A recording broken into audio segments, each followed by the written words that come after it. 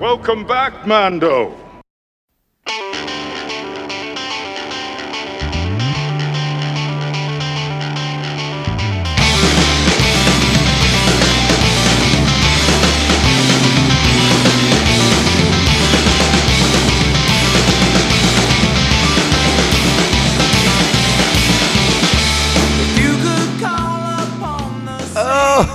Oh, greetings, Bucketheads. Mavar Tagar. Welcome to our 323rd, bombastically boasting the Bendu episode of Mandovision. And I'm your host, Nargai Tom. Thank you so much for checking out this small, independent Star Wars podcast. We're so glad you're here. You know what? How to hit us up on those socials at Mando_Vision on Twitter /X and Insta. Mandovision at Blue Sky, and you can email the show. Send me your scathing diatribes at mandovisiontom@gmail.com. Make sure to like, subscribe, follow, and share this show with all the Mandalorians in your covert. All right, Bucketheads, we are back, and we are sort of back on track as well. We are here to kick off Season 3 of Rebels in our Star Wars Rebels rewatch. A very exciting time for the show. We're at the halfway point of the series, and many of our key elements for the show are in place. So this episode, while it serves to sort of set up this season, it's definitely like paying respect and paying attention to what set it up before. Everything that comes before. You know, like we're reeling from the events of our Season 2 finale. And we'll talk a little bit more about that in detail in just a little bit. I do want to mention, give a brief recap of my time at San Diego Comic-Con. I was at San Diego Comic-Con for the 14th billionth time, I think. I've sort of lost track of how many years I've gone to it. I know my streak was broken a couple different times, right around 2020 or so. And I think even before that, I snapped it because I was on vacation. So I haven't gone consecutively for 20 plus years, but 20 plus years of going to that convention, I've seen it evolve and change and turn into what it is now, which is a giant piece of commercialism and public relations, and for better or worse. Like there's great aspects to it, and there's negative aspects to it, just like with anything. I have a fun time at Comic-Con, seeing things and connecting with people and doing all that stuff. But the amount of people who just want me to give them money, it's unbelievable. It's unbelievable, and I'm sure this will come as no surprise to anybody. But as I get older, there are more and more things at Comic-Con that I look at and I see and I'm like, I don't know what that is. I have no idea what the heck that is, or who that is, or like what this is referencing, or like what is this thing that everyone's in line for that I've never heard of before. Like I don't even know what there was. There was some doll there, Lilu Boo Boos or something. I don't even know. And I had somebody at work explain it to me because I was like, I had never heard of that, and people were losing their marbles for it. Just getting older, folks. Just getting older. But on the Star Wars front, there was some news. Obviously, this year we're spending a lot of time. The Star Wars people are spending a lot of time celebrating 20 years of Star Wars animation, which very much is in the vein of this podcast, as we are spending a lot of time reconnecting with the Star Wars animation, and we are working our way through those 20 plus years of great animation stuff coming out of Lucasfilm. Obviously, as we are with Rebels. Dave Filoni was at the convention. He did some panels. He showed some sketches. He talked a little bit about Ahsoka Season 2. And I had my own Dave Filoni sighting. I saw him being hustled through the bar area at the Hilton. And I was like, hey, that's Dave Filoni. And he had people handling him and ushering him through to make sure that us lunatics couldn't get to the man himself and ask all the questions that we wanted to ask. There was some images we saw. There was one image in particular from the Darth Maul show that's coming next year. I think it's just Maul, excuse me. I shouldn't give him his title. He lost that title. He doesn't have it anymore. But yeah, the forthcoming Maul show, there was an image shown of that at the Star Wars booth, as well as an image from Ahsoka Season 2 of Ezra, clean shaven. We see the 2 scars on his left cheek. We see those purple contacts, and his hair much more in line with what we know Ezra to be. I like that he's rocking sort of a Han Solo-esque Empire jacket in that picture. I dig that look, that Han Solo jacket from Empire, one of my faves. So I liked it as sort of an updated variation on that style for Ezra here in Ahsoka Season 2. As far as the announcements go, yeah, it was a group of books. We kind of expected that. It's kind of what we knew. A lot of cool visual dictionaries. I think those are the ones that I'm really most excited about. Art of books that are coming out in the line. And we'll talk about those as they kind of get here and I can actually look at them. But until then, yeah, it's an exciting time to be a Star Wars fan. There's always good books to get, always good comics to get. This coming week, I think tomorrow, the day you listen to this, the final comic book will be out for the High Republic series. And while they are not saying that they won't go back to that era, at least this part of that main publishing initiative will be over. So in a sense, it is sort of an end of an era in Star Wars publishing with the High Republic coming to a close. And I am dramatically behind in those books. I will I will tell you that right now. I am enjoying the High Republic. I really, really am. I just can't read fast enough these days to keep up with everything. So, and partially that's on me because sometimes I just want to read something that isn't Star Wars for a little bit. And don't hold that. I hope you won't hold that against me. But yeah, I am enjoying the High Republic. I'm looking forward to new stuff. A couple books that were teased. I don't know what I want to say about them. I'm really looking forward to the Bad Batch books that drops next week. So if you are like me and a Bad Batch fan, there is a book coming out next week, and I'm very, very excited about it. It's called Sanctuary, and maybe with any luck, we'll get a chance to talk about that on the podcast at some point because I would like to read that and maybe share how I feel about it with you guys because I did really, really enjoy that series, and I'd love to go back and kind of revisit these characters. Otherwise. Yeah, it was Comic-Con. Met up with some people, met up with some friends. I'm not as fun as I used to be. I tend to want to come home at night and not stay downtown and spend gobs and gobs of money on overpriced and mediocre food and drinks. So I'm sort of that guy. Like you'll see me when the sun's out, but once the sun starts getting low, I'm heading home. Otherwise, yeah, otherwise good times. All right. So let's go ahead. Let's get into why we are here, and that is for Star Wars Rebels, Season 3 premiere. Let's talk about it. You guys ready? Let's get those particulars going. This is Star Wars Rebels, Season 3, Episode 1, Steps into Shadow, Part 1. Excuse me. I'm not doing both in this episode. I apologize. Original air date was September 24th, 2016. Our writer is Stephen Melching. The episode is directed by Mel Zwire, our primary cast for this week. And it's a doozy, friends, because we are introducing a lot of new characters in this episode, and we're going to get going. And we're going to talk about that. Don't worry. Our cast, Taylor Gray as Ezra Bridger, Vanessa Marshall as Harrison Dula, Freddie Prinze Jr. as Kanan Jarrus, Tira Sakar as Sabine Wren, Steve Blum is Zeb Orielos, Dave Filoni is Chopper, D. Bradley Baker is Admiral Constantine, and several other characters. David Oluwayo is Agent Callus. The great Tom Baker steps into Star Wars as the voice of the Bendu. Derek Partridge is Commander Brom Titus. Keon Young is Commander Sato. Mary Elizabeth McGlynn is Governor Price.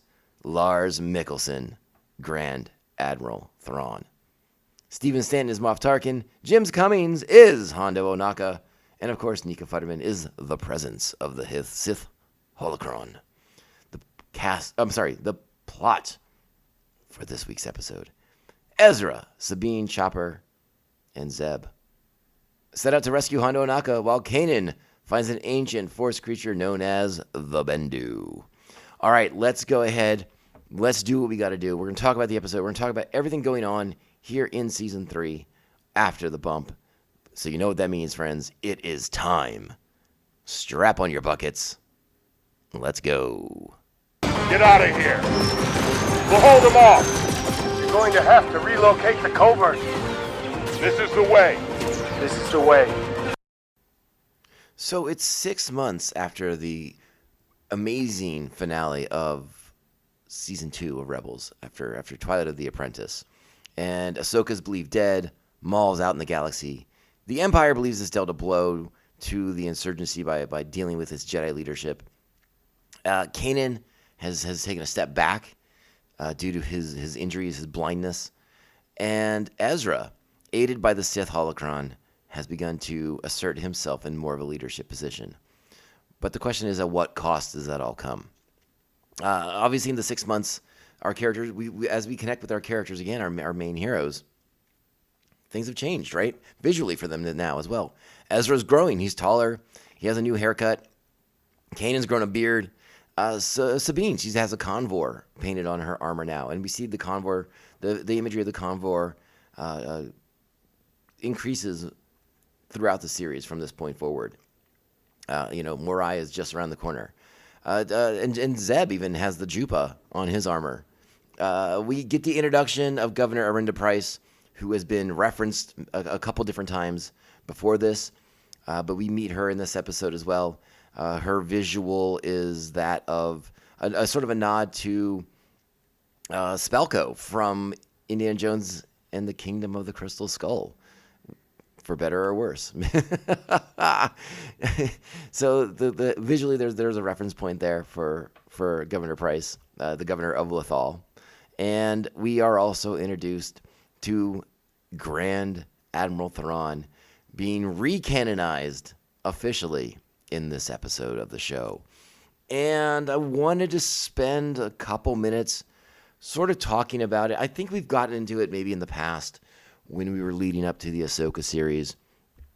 But, the Star Wars fandom is, like many fandoms, it is complicated and it is challenging. And there are several online communities, of which I am a member, but maybe not so much an active participant, mostly because I don't desire to be dragged into some of the negative comments that go around. I think the big thing we've talked about in the past, we've talked about sort of the division in the fandom amongst those who will naysay Star Wars now that it is Disney because they want to naysay Disney. And they have the reasons they are many and varied, I'm sure. But there is a division in the fandom of pre-Disney Star Wars and post-Disney Star Wars. And the same is applicable to Thrawn. There is, Timothy Zahn's Thrawn character from the old expanded universe. And then there is this iteration of him that exists in the canon, which is exciting in my opinion. But there is a segment of the fandom that will dismiss this Thrawn as being not that Thrawn. And while I do think they have a somewhat valid point, my perspective on it, and again, it's Star Wars, it's all a matter of perspective, isn't it? Is that I would rather have Thrawn in canon at maybe slightly altered, slightly different, than to not have him in the canon at all. And that's my prerogative. And there are others that disagree, and every time he shows up in Rebels or when he shows up in Ahsoka, that segment of the fandom had to deride him, had to say that that's not my Thrawn. All those classics that we've heard so many times before throughout the fandom. And again, I will admit this Thrawn is not that Thrawn. He's not the Thrawn that we were introduced to in Heir to the Empire. But again, I would rather have a Thrawn than no Thrawn. And this Thrawn is still pretty darn cool. I wish he was squaring off against Luke, Leia, and Han like he did in Heir to the Empire and Dark Force Rising and The Last Command. But that's just not going to happen in any capacity. At least not one unless like recasting ever happens in Star Wars, which seems unlikely at this point. And that leads to another question too. Like in the grand scheme of Star Wars now, is Ezra the solution to the Luke Skywalker problem? And by Luke Skywalker problem, I mean the problem is we just can't tell that many new Luke stories. Like that track has been sort of laid. And again, unless they're willing to do a recast, I don't see how they do a cost-effective journey for Luke Skywalker any longer. We know that path. We know that trail that he heads down. So is Ezra Bridger the workaround? Maybe so. And I have mixed feelings about that. As much as I like Ezra and his journey and his arc, and as much as I like Rebels as a show, that is challenging for me to process. But it is what it is. And as someone who likes to get new Star Wars content, these are the things that I will have to roll with. And I'll either like it or I won't. And I can sit here and grouse about it, or I can just be happy that I'm getting Star Wars. And that's typically my answer. Even Star Wars I don't like, it's still Star Wars, and that's exciting. All right, enough of that. I think we should get into the episode now and really start to break this one down, because it opens up just like many of the other episodes do. It's the Spectres on a mission, except it's a little different this time. No Kanan calling the shots. It's Ezra taking point on this one. And it's a prison break. They're there to access a prisoner. And you see very, very quickly that Ezra is very much feeling himself now. He has a confidence about him.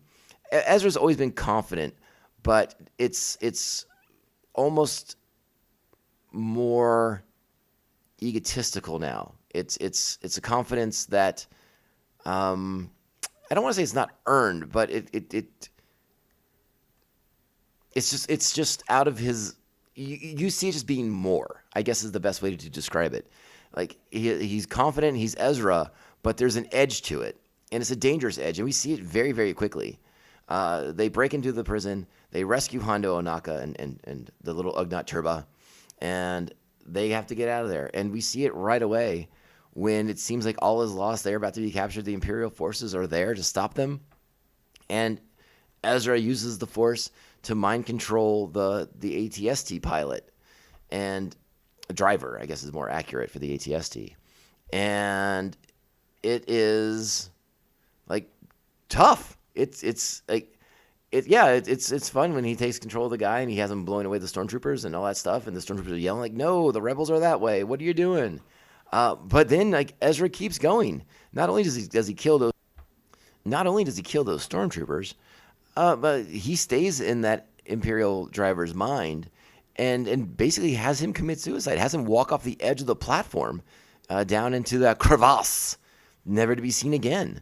It's pretty dark. It's a pretty dark moment for Ezra, and for those of us who recall from last season, yes, right, he activated that Sith holocron. Like, he is under the influence of a Sith, basically, at this point. And we go back to that very, very quickly, because as Hera collects them, and they get on board, and they talk about everything going on and how Ezra didn't really have all the details for the mission and didn't share everything with the rest of the team, and he's being chastised for it. And, of course, Turbo pays the price for it. And Ezra does show regret and remorse over that. He wasn't happy to see that person die. But he goes to his room, and what does he go to? The Sith holocron. And we see we feel a very familiar path laid before Ezra here, as he's getting these notes, these teachings, I guess might be the more accurate way to put it, from the holocron, that's encouraging him to keep going down this path. Ezra thinks he's taking this knowledge and that he can use it for good, much like how Anakin thought he could take Sith knowledge and use it to save Padme. Ezra's taking this knowledge because he wants to protect his friends and his family. He doesn't want to see anyone else get hurt the way that Kanan did, because Ezra clearly blames himself for that. He was the one who trusted Maul.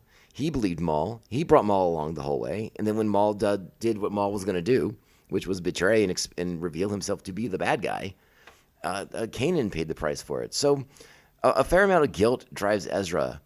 And again, while his heart may be in the right place, it's the teachings before him that are putting him on a potentially dangerous trajectory, right?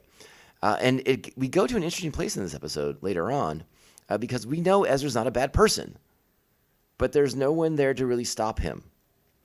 Anakin presented with all these options, and there was only a person there to encourage him in Palpatine. Ezra doesn't have that person driving him down the path necessarily, so he has to come to his own. And we'll get to this in part two. I don't want to get too far ahead down Ezra's path here, but the trajectory is not looking good. We've seen it before. Obviously, echoes of Anakin and Vader in there. And this goes back to what we saw when they were at the temple on Lothal. This was Kanan's fear, was that Ezra would go down this path. But Kanan came to the realization and the understanding that Ezra's a good person. He has a good heart. And he wouldn't actively choose to go down this way if he could see the path, if he could understand what was happening to him. So now we cut to Tarkin, Moff Tarkin, and the introduction of Governor Arinda Price. She comes to Tarkin to ask for the 7th Fleet. She believes that the insurgency is not as dealt with as many believe, and Tarkin agrees. So she asks for the 7th Fleet. And, she believes that Admiral Constantine is not the sort of person that she needs to help deal with the insurgency that seems to be centered around Lothal. So Tarkin acquiesces, and the 7th Fleet will arrive. Now, this is all set up. This all pays off in the Thrawn prequel books as we begin to understand that Arinda Price and Thrawn have a bit of a history, a back and forth from his time on Coruscant. So she knows who Thrawn is. She understands that Thrawn is a person who, like she says, sees the bigger picture. Now, we don't know that it's Thrawn. We aren't supposed to know that it's Thrawn just yet. But this sort of teases his coming.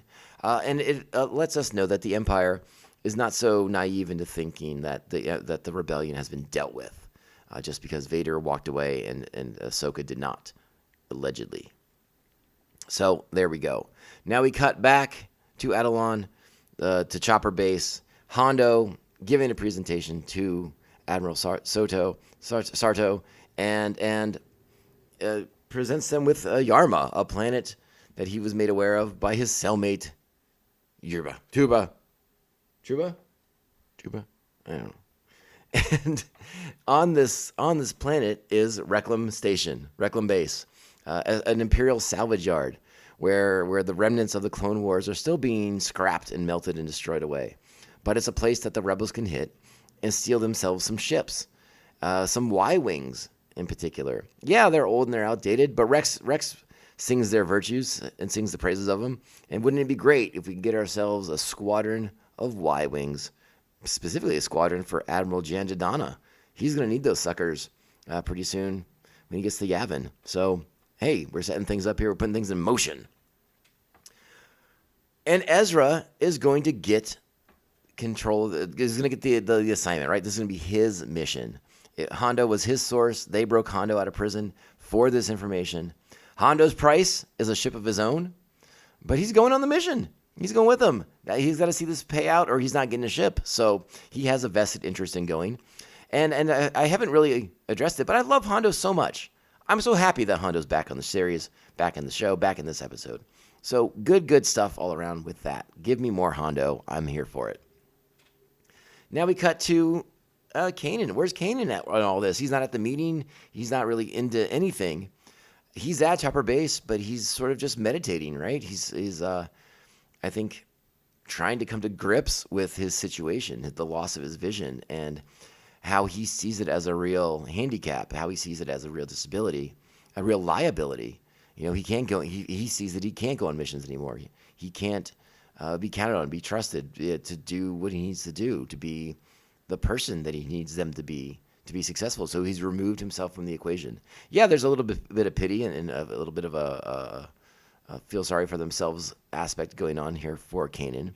But Hera tries to bring him out of it, tries to get him to re-engage with Ezra, his apprentice of all people, because Hera sees that Ezra is being driven by guilt. And even though Kanan says, well, he shouldn't because I don't blame him, it doesn't really mean that much to Ezra because he's not there. He's not present. He has removed himself completely. So when Kanan goes to Ezra and for a chat, it devolves very, very quickly into an argument because Kanan very, very quickly finds the Sith holocron and realizes that Ezra's been using it. And despite, like we talked about, despite the fact that Ezra is trying to use it from a place of good, the knowledge and the teachings in that holocron are pathways to the dark side. So Kanan takes the holocron. Ezra lashes out. He doesn't even need it anyways. There's a great, well, great's a strong word, but like there's a really a sharp barb that Ezra lobs at Kanan where he says, you should use the holocron. Maybe you'd learn something. That's a wicked googly right there, right across the brow. And, that one's got to sting a little bit. Sting. But Kanan takes the holocron. Ezra, I think he's upset about it, but I think he's also learned a lot from the holocron and taking it and learned how to use these negative emotions to make himself stronger in order to help protect his friends. Again, coming from this place of wanting to do good, but making himself dark on the inside. No bueno, no bueno. And it's at this point, right before Hera came over to Kanan while he was meditating, Kanan heard a voice. He had connected with somebody, another being through the Force. And now he goes to connect and finds this being again. And the being challenges him, come find me. Come find me. And it's pretty cool what he does. As Kanan does follow the voice of the Bendu, he grabs one of those little rods that the spiders don't really care for, the Krykna spiders. Yeah, he grabs one of those to keep them at bay because he fears them. He fears they will attack him since he can't see them, since he is somewhat less than in his own eyes. And he walks through the wilderness of Adalon and makes his way to find the mighty, the wise, the Bendu. Just a massive being that was basically in a state of hibernation, but was awoken by Kanan's own imbalance. It called to the Bendu, so the Bendu called back and summoned Kanan here so they could have a chat. And it's there's so much good stuff in this sequence between the Bendu and Kanan. I just want to. I'll read a little bit of the dialogue here. The Bendu says, "Your balance woke me from a deep slumber," and Kanan says, "Imbalance. Your presence is like a violent storm in this quiet world." And that's when Kanan realizes this is a Force wielder. And so a great bit of dialogue right here from the Bendu is wielder. The Jedi and Sith wield the Ashla and the Bogan. The light and the dark. I am the one in the middle, the Bendu. And this is just, again, I feel a lot of us know, but for those of us who don't, this is classic early draft of George Lucas's Star Wars, where the light side of the Force was the Ashla, the dark side of the Force was the Bogan, and the Jedi were the Jedi Bendu. That was their name in the first drafts of the Star Wars script that Lucas was writing.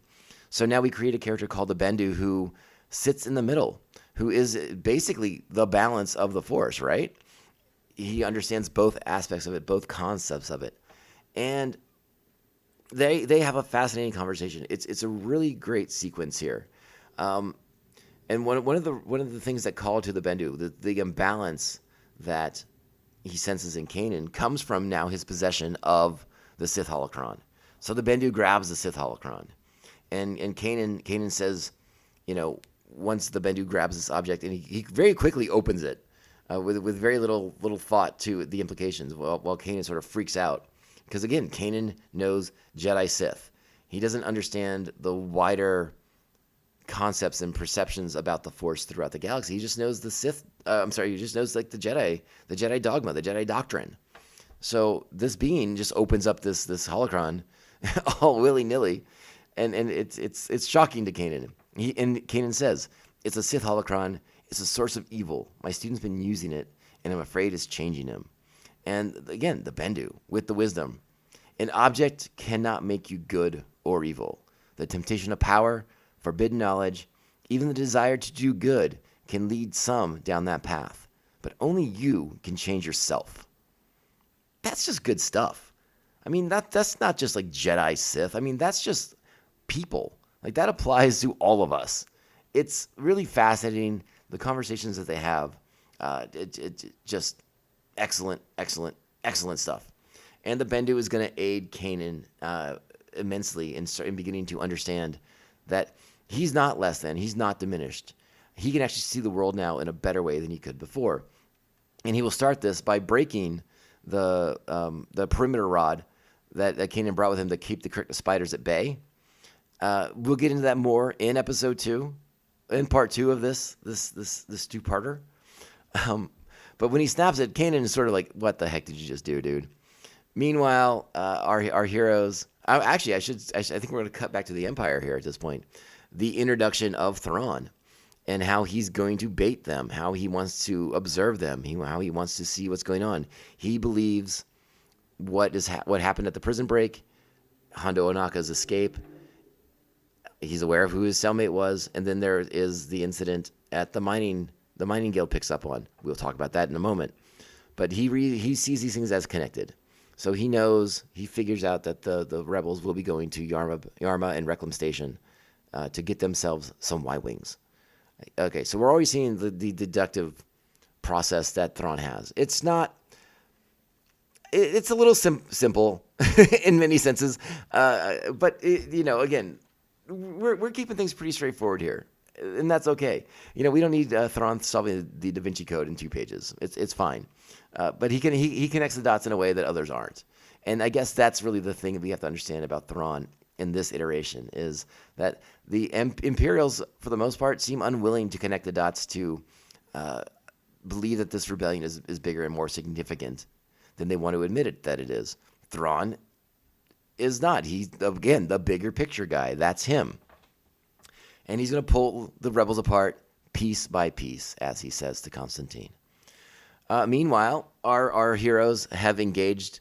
They had to do a little hyperspace. You had to drop in this one sector of space so they could go into a new hyperspace trajectory to get to Yarma.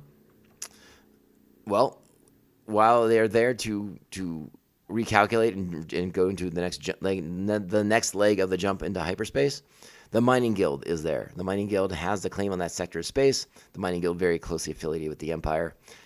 They want the ship stopped to pay the toll. All these things, and Ezra basically orders them to attack. They cannot be seen. They cannot be stopped. They cannot be detected, and they will eventually take out those TIE fighters, and they will eventually be able to make their way away, to get away from the Imperials, but not before Ezra tries to get them to take out the other ship. Leave no witnesses behind, like he says. And it's Sabine and it's Rex that have to remind him, that's not the mission. This isn't the mission. We just have to do this recon. And again, that's the thing we haven't talked about yet, is they are on a reconnaissance mission. They're not even going to retrieve these ships just yet. They're there to confirm its existence, that it's real. That's why Hondo's coming on board. He doesn't think he's getting involved in the action just yet. No. This is a recon mission. So they make the jump to Yarma. Thrawn says this thing. They're going to pull them apart piece by piece. And as we make our way into Yarma and we activate the warning sensors and all the things begin to go wrong, we find out that Reclam Base is hard at work destroying all the Y-Wings, and there aren't that many left. So Ezra takes it upon himself to change the parameters of the mission. They are not going to contact Harris and Dula for risk of the Empire detecting their transmissions, even though Thrawn has deduced that is exactly where they are. No. We've gone from recon to live op to reclaim these Y-Wings. And Rex, Zeb, Hondo, Sabine are all against it. But Ezra, in a very negative way, asserts himself and says, that's an order. I'm in control. This is my mission. I'm the one changing the parameters. And now that we're in something of a military unit, now we're part of this rebellion with some structure to it. Whether for better or worse, they do fall in line because, again, Ezra is the mission leader. And that, my friends, is where we end the episode on a bit of a dark note, as Ezra, his relentless pursuit of success, of victory, is putting him on a path where he's putting his friends in harm's way directly, even though his intention, he believes all these things are to help keep his friends safe and protect them. He's leading them down a path of certain doom, death, and destruction. And Thrawn is now there to help orchestrate a lot of it. But meanwhile, Kanan in the Bendu, I can't reiterate how great that stuff is with the Bendu, and we'll get more of it in part 2 of this this opening 2-parter for season 3 of Star Wars Rebels. So I give this one, it's up there. It's a strong 8 buckets, I think. Really good opening, really good dialogue in this one. A lot of great character moments. They really drive the story in this one for me. The action is solid, but it's a lot of the character driven stuff and the Bendu stuff, getting into more Jedi lore, more Force lore in particular, like realizing that yes, the Jedi and the Sith may be the predominant user of the Force that we are aware of. But the Force, many people have access to the Force who aren't either of those things. And a being like the Bendu is there to remind us that you can be of the Force without having to pick a side. And that's an interesting thing. And we'll get more into that with the Bendu as the season rolls on. But let's save some stuff for part 2. All right, friends? So yeah, 8 buckets from me. And I think we're going to call it a day on the podcast. All right? So you guys know what that means. Let's wrap this puppy up. You know where to find us on those socials. Mando_Vision, Twitter /X and Insta. Mandovision at Blue Sky. And you can email me, mandovisiontom@gmail.com. Another reminder to please like, subscribe, follow, and share this show with all the Mandalorians in your covert. If your podcast format allows it, please, sweet 5-star reviews.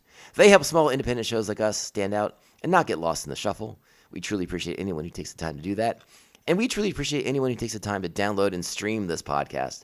Thank you guys so much. Buckethead Nation, you continue to be the best. You continue to be growing and thriving. We're doing great. I love doing this podcast. I'm so glad you guys are all here. And I think we have a lot of fun. Maybe I'm biased because it's my podcast, but I think we have a lot of fun here on the show.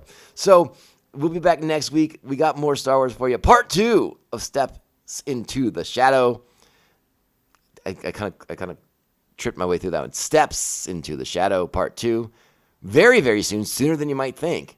So get ready, Bucketheads. We're not done by a long shot. But go out there, be great Star Wars fans, be kind, positive, respectful, and inviting of dialogue and differences of opinions. It's all good. It's all A-okay. All right, Bucketheads, we'll be back again very, very soon. But remember, this podcast, it only ends one way. This is the way. This is the way. This is the way. This is the way. I will start my operations here and pull the rebels apart piece by piece. They'll be the architects of their own destruction.